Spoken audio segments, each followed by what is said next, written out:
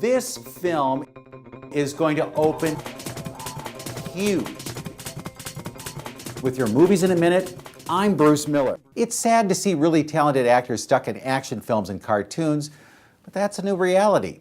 Because Hollywood studios don't believe in scripts that have dialogue and don't require a lot of special effects, they crank out dozens of action films and cartoons. And then, some little old school drama comes out and blows everyone away. Well, that's how it's going to be this week.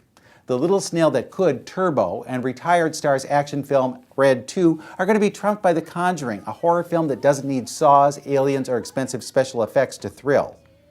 Based on the lives of two real demonologists, The Conjuring follows Vera Farmiga and Patrick Wilson to a spooky house in Rhode Island. Since they had experience with a little place in Amityville, remember that one? They're asked to help a family find out what's afoot.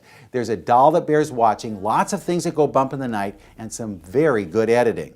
This is like the stuff Alfred Hitchcock used to do. By placing his camera in the right place, director James Wan manages to scare in ways we haven't seen since we were children. Farmiga and Wilson are great, too, trying to get at the heart of the problem. Well, Lily Taylor and Ron Livingston, as a couple seeking help, aren't much more than victims. They make the journey believable.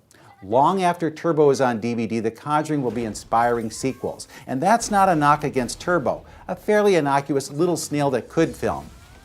It's just not as inventive as the films it's obviously mimicking. There's a little Bug's Life here, a little Cars there, and a whole lot of product placement everywhere.